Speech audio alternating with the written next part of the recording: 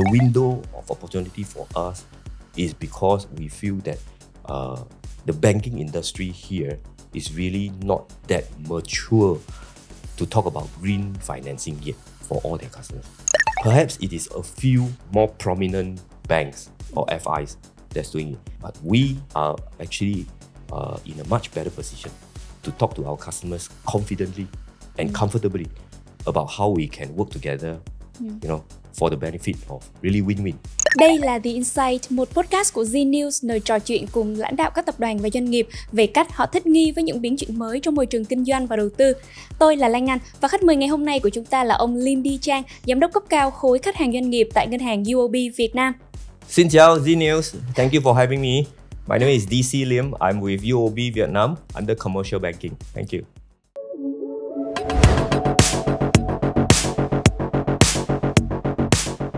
So, welcome to TheInsight, Ms. Lim.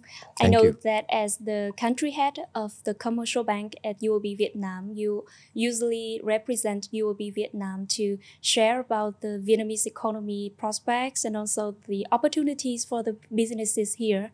But to start with our podcast today, could you please share a little bit more about yourself and your experience in the banking sector and at UOB Việt Nam? Sure.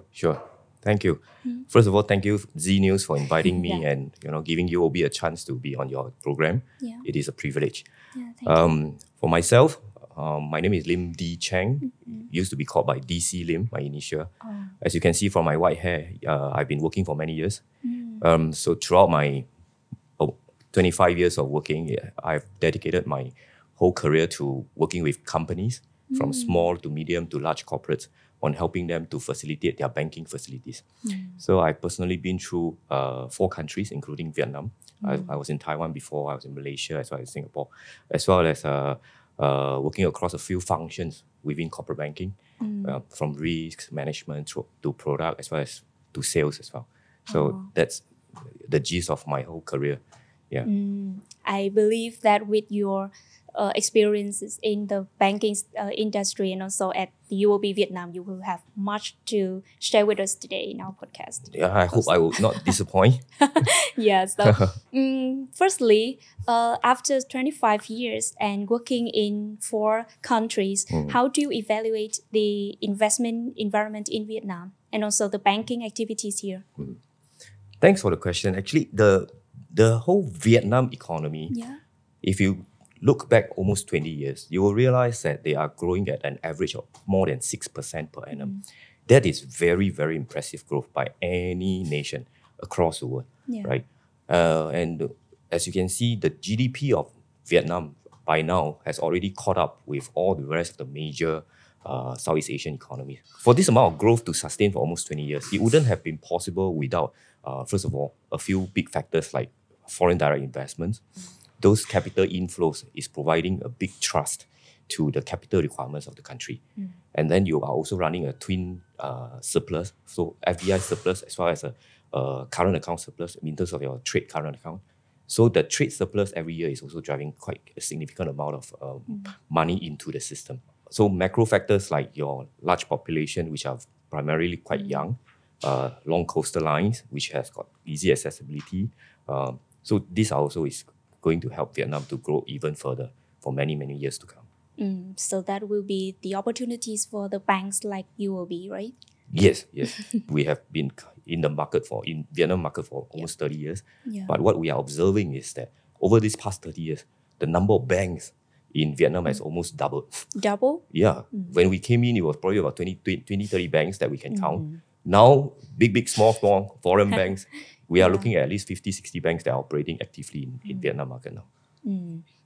And also with UOB, I can see that you make a big bet at Vietnam because in the last 3 years, you have twice increased your charter capital and now up to 8 trillion, right? Yeah, and becoming the largest foreign bank in Vietnam. Can I call this a new turning point for UOB in Vietnam? Yes, I think indeed we are the largest by registered capital. And this is probably a very strong signal by UOB as a group in terms of how much we want to emphasize Vietnam as a franchise, as a market in relation to our entire group strategy. But what is the target strategy in Vietnam? What do you want to support businesses in Vietnam? So on the business side, Yeah. that is where we have been doing for the past 30 years. And we accelerated it significantly over the past 8 to 9 years, where we formally launched our corporate banking unit, as well as identifying a clear group of our staff to do purely commercial banking credit. So as at now, very clear for us that we need to continue to tap on this rising trend of FDIs that's flowing into Vietnam. And we being a foreign bank, I think we do stand a natural advantage in terms of gaining the attention of any foreign companies that's trying to invest into Vietnam. Sure. We do stand a quite distinct advantage, by virtue of our long history of being an ASEAN bank, as well as our credit standing. Because some of these large corporates, they do have quite a lot of capital to be put into the country, so they want a reliable bank to work with. So all these things is basically what we are focusing now. The FDI flows.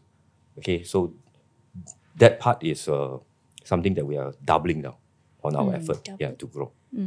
UOB Vietnam, we have come a long way from a 3-man setup 30 years ago to 1,300 workforce a bank now.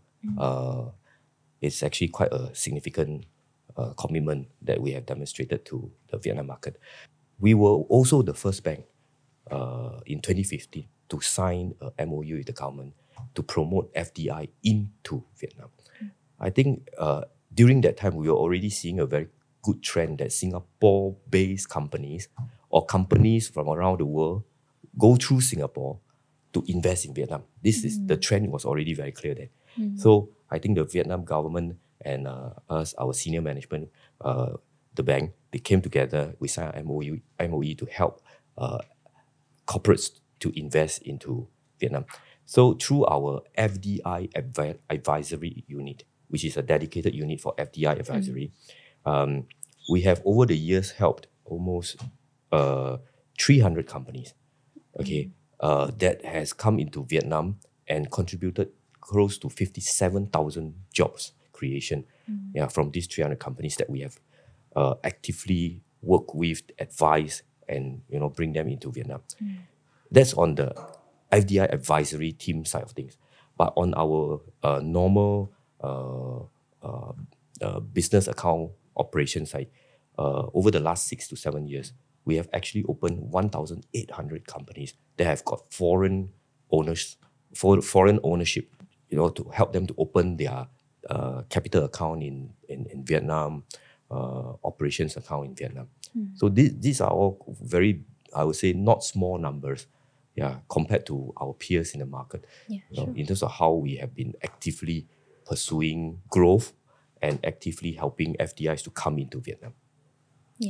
And I can see that with the FDI companies, when coming to Vietnam, they are very focused on the green development. And I know that it is also your target too, right? Green development, green financing, anything on sustainability related. To me, this is another mega trend that has evolved. Over the past 20, 30 years, we have actually been seeing things evolving around this sustainability angle. But it was kind of overshadowed by another mega trend, which was digitalization. I wonder how many times have your channel or your program actually talk about digitalization. Probably in the last 5 to 10 years ago, every major event out there, the key topic is always about digitalization. But now, if you go to any event over the last 3-4 years, especially after COVID, you'll realize every major event is focusing on sustainability. So these are mega trends. So in that aspect, UOB, as a financial institution, we are very tuned to what is happening in the market. And Vietnam, as a fast developing country with a very stable government and very clear regulatory objective, this too is basically our bank's objective as well as the country's objective. We are so aligned right now. That's why we are seeing, we feel that we are very confident that we can build a very strong foothold in terms of how we do sustainability financing here in Vietnam. Actually, Vietnamese government has set a net zero carbon target by 2050. Yeah. What do you think about the role of the banks like UOB in that journey to reach that target? So the Vietnam government's net zero target is a nationwide target. All right. But you also observe that every major companies out there, they are also setting their own net zero targets. For example, UOB. We have our own UOB net zero target, which is basically to ensure that our lending or deposit portfolio, right, we will have, plus our own operations in itself, like our own buildings and such, right? We have to ensure that we produce net zero carbon by 2050. But that's at a micro company level, like a UOB. And if you multiply that by 10,000 times, 100,000 times, you will realize the task to really net zero it is mammoth. It is huge challenge for any country, especially for a size like Vietnam with 100 million population. And with that commitment, is it just lip service, or are we seeing that they are actually putting emphasis, rolling out policies, and putting in place the right organization structure within the government bodies to run it? Yes, that's what we are actually seeing now. That's why it's giving us a lot of confidence that Vietnam is really very serious about sustainability. And in another program that I recently attended, I spoke about the fact that why is Vietnam at an advantageous situation compared to developed economies in terms of going net zero sustainability initiatives. It's because Vietnam currently is developing, because we don't have a lot of infrastructure that are already there that we have to go and tear down and rebuild. See, building new or tearing down old and rebuild, which one is more costly? But right now, I have been in contact with several of industrial parks developers. They are all talking about their industrial parks comes ready with sustainability infrastructures. We are talking about infrastructures being built from scratch. They are already in green certified or green compliance level. Yeah, basically, I feel that Vietnam, we are in a very sweet spot, in terms of gaining attention from outside, gaining internal within the country, people's attention, right? To go green, to be sustainable. So that's why I think Vietnam is really going to we will have a high chance of hitting 2050 target. Actually, I can see that many big global corporations are coming to Vietnam to build a very large-scale factories, and all of them are 100% solar energy towards the sustainable development. Yes. But I also wonder that how can a bank like UOB will grant them a green loan, or what is the exact definition of the green finance, and what is the meaning for this for the businesses? So that's a really good question, right? First of all, green financing. This terminology itself is evolving. What is it need for the customer when they take green financing from the bank? Like I say, it is financial, not so much. Non-financial, actually, is very significant. The reputation of being green in itself, supporting green initiatives, will help them with not just their investors, shareholders, will also help them in terms of on their buy side and the sell side. Meaning who is their customers, the end customer. If it is a MNC somewhere in Europe, it is already a requirement that if you want to deal with them, you have to be certain standard. There are certain suppliers now, even if you want to buy things from them, they may not want to sell to you because you are dirty, you are not green. So I believe many of us have heard of the term called greenwashing. Greenwashing. Meaning corporations, they would call certain projects or certain financing into certain projects, they call this green projects, when technically they have not met the green international standards yet. That is called greenwashing. Okay, and greenwashing, of course, is done by the corporates to facilitate their ability to deal with their major buyers in the Europe right, in the US, who are very, very strict on the green standard that they expect. In order to call yourself green or sustainable, there are multiple international standards that you must comply with. For example, our latest financing package for a company called Battery Max, which was covered in the news. Yeah. When we talk to them, the first thing they lay on the table is they show us that they are international fair trade certified. So that's an international agency.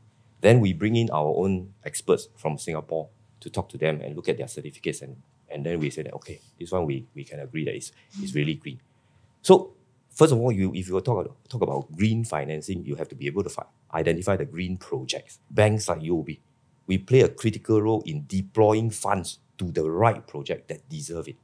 But you also have very critical criteria to choose how will be allocated. Yes. Right? So what is the most important criteria for for project to be green? The most important criteria is, I think, first of all, it has to be very intuitive, meaning the moment you look at it, first of all, it must make sense, right? It's logical that this is green related, right? Then you move in to talk about, okay, where are the certificates? Because it is very diverse, from agriculture to manufacturing to the energy sector, right? The power energy producing sector, logistics. So you can imagine how many type of certifications are out there, that is required to convince like the people who has money to put with them and to call it green loans. So it's really very diverse. But for us, basically, we have chosen to focus on 6 key sectors. So we look at our own portfolio and we identify which are the key carbon intensive sectors that we should focus on. And we identify there are 6 sectors. Okay, real estate, construction, steel, automotive, energy, and power. Above the sectors that we identify, we overlay with 4 key framework. Under that framework, and then we cross overlay with the particular few sectors, and then we will zoom in to say that I will provide you with certain solution that is already pre-packaged. But after your sharings, I can see that granting a green loan is quite complicated than a conventional one, right? Is it right? I must say that it is a common misperception to say that the green loans will actually get the money easier from the banks. It is really a common misconception because all banks being banks, we lend with a requirement, okay, at least fundamentally we have to get back our principal plus a bit of interest. Okay, all banks are like that. Even the central banks expect the banks to earn money, okay, not to lose money. Now, so that is the basic requirement that the bank have to meet in terms of our lending projects. Then we talk about green financing. So actually green related policies, procedures, lending guidelines is actually a layer over and above the fundamental lending principles. So for us to actually lend out a green loan, we will have to certify the fact that it is a credible company, credible borrower, with a credible cash flow from that project that they are going into. So these are the 2 things. So not only the project has to be credible, because that's like green. Everybody say, I'm green, I want money. But we say, hang on, can we look at the step 1, which is who's the sponsor? So it's actually 2 layers, both have to be certified. And true enough, I mean, from the experience that we have so far, it does take a little bit longer for us to complete all the documentation and checks to do a green to do a green related kind of a financing. And over and above the approval process, right? There is the subsequent monitoring and reporting that we have to comply. So that one is also another layer of complication that is more complex than just usual lending. So at UOB Vietnam, what is the scale of the green financing right now? Oh, we are at baby step number 1, maybe 3rd step. Really, we have really just put forth to tell the market that we are starting very seriously to do green financing in Vietnam. We are a few years behind what Group UOB has been doing. It's a reported number that UOB as a group, by end 2023, we have already exceeded our own target of 30 billion Sing dollar green asset to 44 billion green asset. 44 billion Sing dollar is about 32, 33 billion US dollar. It is really not small by any measure, right? As a group for UOB, that is already accounting somewhere about 10% of our total loans outstanding. So if I may just translate that into the, what UOB Vietnam itself, again, my department, what we aspire, probably a good 10% is where we can start off to try to achieve 10% of our book within the next probably 2 years. And this 10% will be a combination of both helping existing customers as well as acquiring new customers for new projects. Let me just explain our journey. Okay, we started off about 2-3 years ago where we launched green financing concept in Vietnam. So we identified a few very close customers who are actually in the midst of actually talking about getting financing for their solar panel project. So these are actually very simple, but they are definitely green. So we go in, we work with a few customers, and we finance their solar panel project. Not big projects, but it is the first step for us to come in. So those project financing are what we call sustainability linked loans.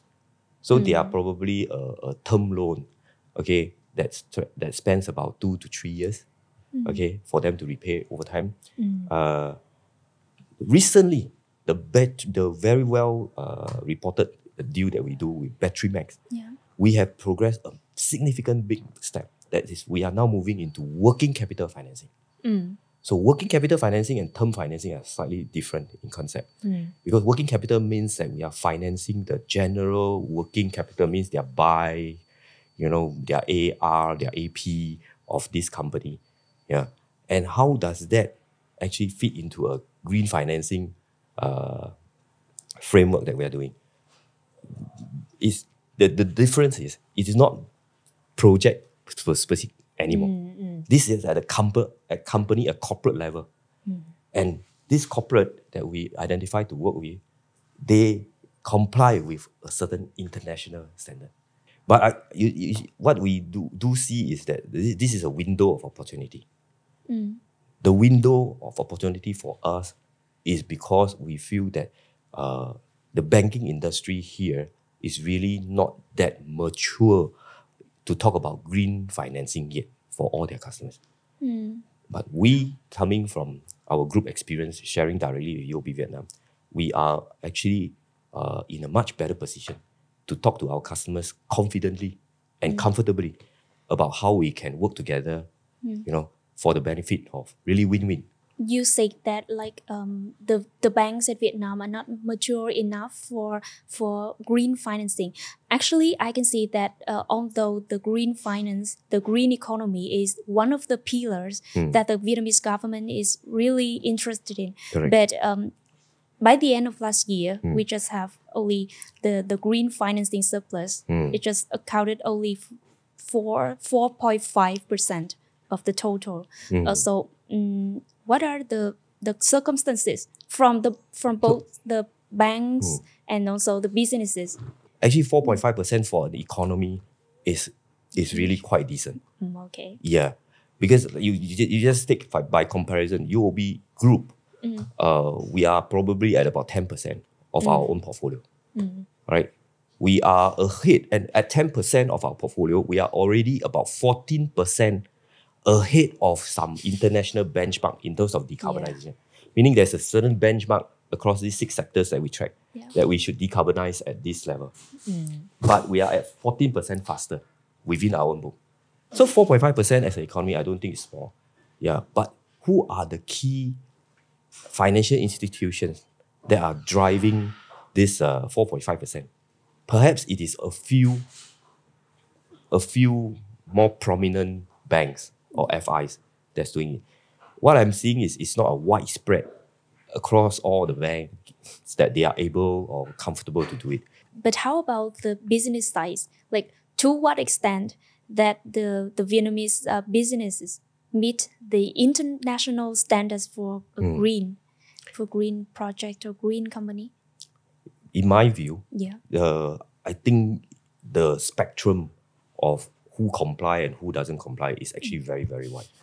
And it is no different from most other big economies. In that survey, we realized that 40% of the respondents have already started on some sustainable related projects within their companies. And even more impressive is that 60%, 61% to be exact, have already are replying that they recognize the need to, and they will be doing something about it very soon. Yeah. And that ratio is actually slightly higher than what the rest of the countries that we do the same survey in. Yes.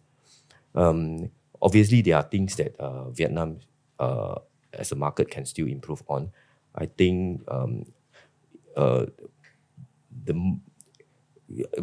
basically the supply of such solution is also not that readily available out there. There are only a few banks that are going to the market to talk about their sustainability effort and their sustainability programs like us. So in that sense, I think the consumers, meaning the companies themselves, as at now, they probably have very limited options to go to. But overall, I think Vietnam is in the right direction. Yeah, general market awareness, regulatory consistencies and focus, capitals are flowing in nicely. So all these are going to set Vietnam into a very nice sustainability roadmap over the next 10, 20 years. Yeah, sure. We can see that the Vietnamese government have done many policies and activities to promote the green development in Vietnam. But what do you think that the government can do more to encourage the banks and the businesses?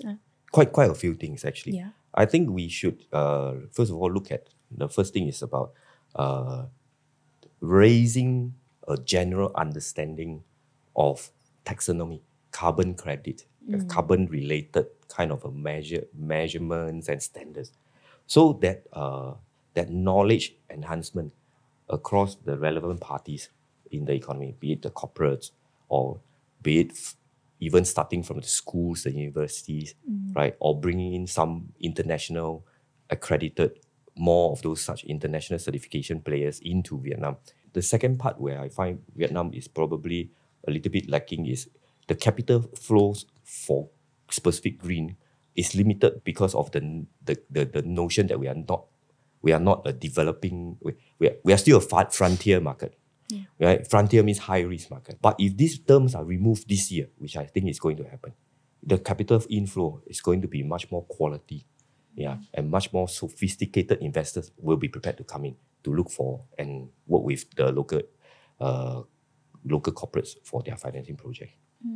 But have other developed countries and also other emerging, other frontier economies have the same circumstances as us in Vietnam?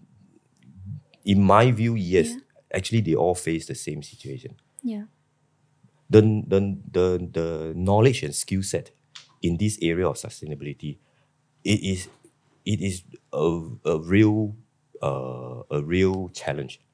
Yeah, because it is really not easy, even for banks like us, who is so serious about the topic, to get all our staff to understand what is happening in the sustainability world, and to be aligned with whatever standards or certifications out there. So within the bank, we set up a sustainability advisory panel, and then under the sustainability advisory, we set out sustainability office, and that drives both on the business side as well as internally, how we make sure that we make our staff also understand.